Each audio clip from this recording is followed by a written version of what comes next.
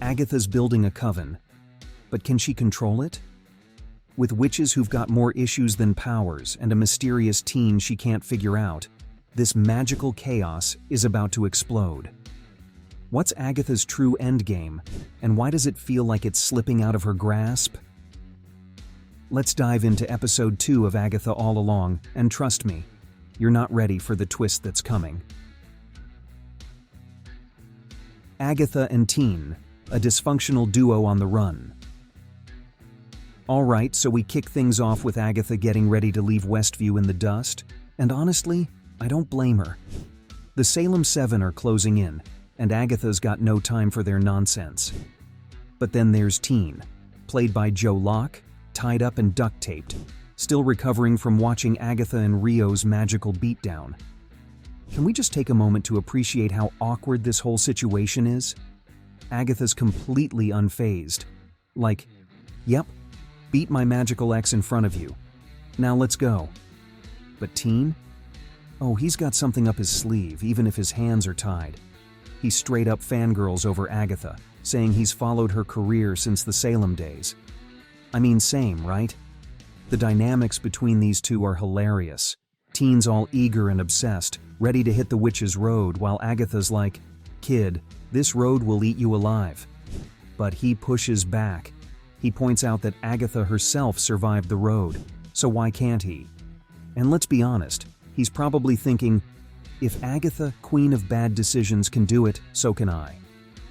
It's that determination and his sheer mystery that gets her interested. Every time he tries to say his name, it's like some magical force literally silences him. And Agatha can't figure out who this kid really is. He's a walking question mark, and I'm living for it. There's clearly more going on with him, but what? Who cursed him? Why can't we know his name?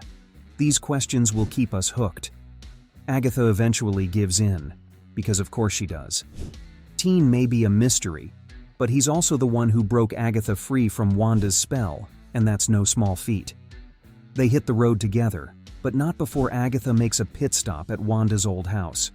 To spit on it. I mean, petty queen energy right there. The whole ride to their next destination is peak comedy gold. Agatha's teaching Teen about covens, saying they're supposed to be all about sisterhood, and Teen's just sitting there like, "Aw, that's beautiful." But Agatha? She's so done with that idea. The banter between these two is exactly what I needed. And real quick, if you're enjoying these breakdowns and theories, make sure to hit that subscribe button. There's a lot more magic coming your way, and you don't want to miss a single second. Lilia Calder, the drama witch with money problems now. The first witch on Agatha's hit list is Lilia Calder, played by the one and only Patti LuPone. Let me tell you, I was not ready for the level of drama this woman was about to bring. Lilia is a divination witch who's basically been run out of every village she's ever visited because she has this annoying habit of being right. She predicts disaster after disaster, and people of course don't want to hear that. So now she's scraping by as a psychic in this dingy little shop, reading palms and pulling tarot cards to pay rent. Honestly, it's kind of sad, but also hilarious. Agatha and Teen roll up, and Agatha puts on this ridiculous southern accent. She's pretending to be some rich widow from Tennessee with a son named Buford? Yep, she named Teen Buford. Classic Agatha. She asks Lilia where her dead husband buried all their gold bars, and Lilia's just sitting there, bored, letting her have it. "I know who you are, Agatha Harkness," she says, "and I know you're here to steal my power." The shade of it all. But here's where things get interesting. Lilia wants nothing to do with Agatha or her witch's road. She knows the danger. She knows Agatha's tricks, and frankly, she's tired. Agatha pulls her aside for a private chat, spilling the tea about how she can't steal power unless the witch she's stealing from attacks her with it first. So, basically, Lilia would be safe as long as she keeps her cool, but come on, do we really think that's going to happen? Lilia's resistance breaks down, though, when you consider her situation. She's barely scraping by. She's having constant visions that are wrecking her mental health, and she's about to get evicted. If you think about it, joining Agatha's coven might actually be her best shot at survival. I love how Patti LuPone plays this character. She brings the perfect mix of desperation and diva energy. Plus, Lilia gives Agatha a list of names she can use to complete her coven, even though she doesn't really want to join. But, oh, plot twist. Lilia's own name is on the list. She can't escape this fate no matter how hard she tries. Jennifer Kale, High Priestess of Petty Potions. Next up on our witchy roll call is Jennifer Kale, played by Sashir Zamata, and this character is a hoot.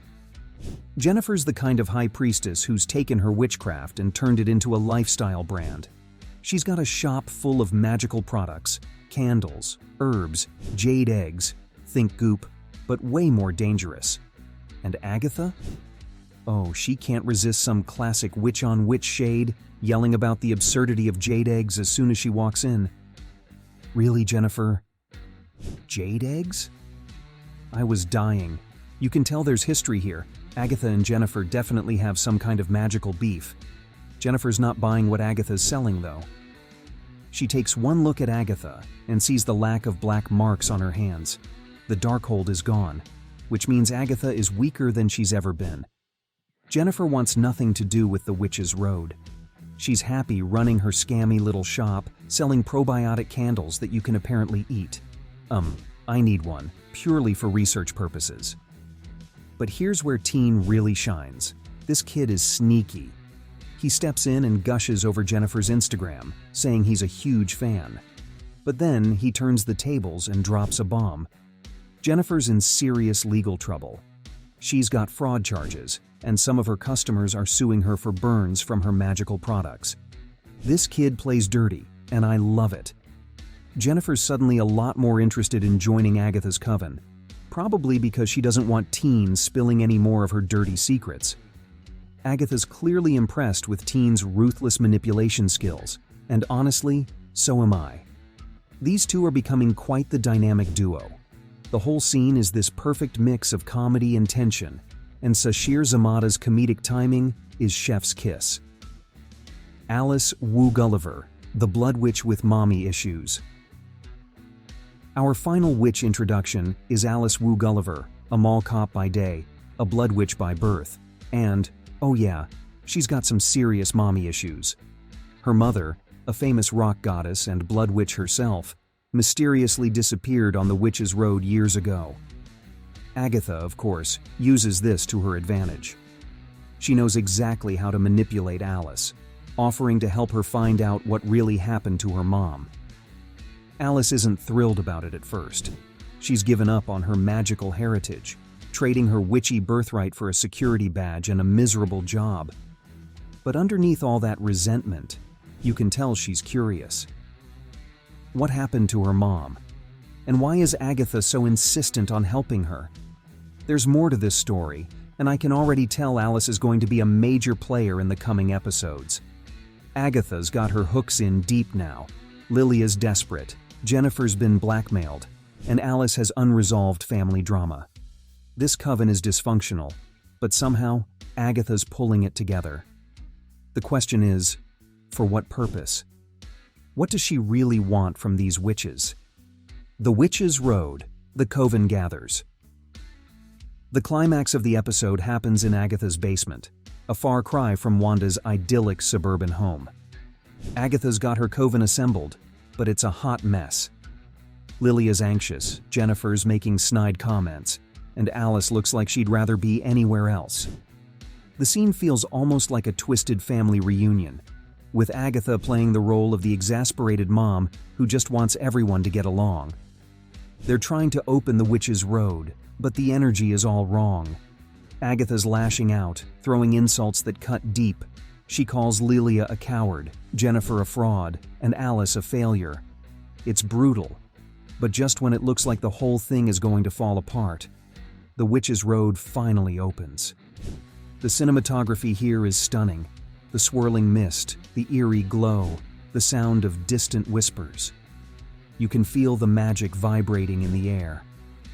And then there's Teen, fighting for his life upstairs as the Salem 7 break into the house.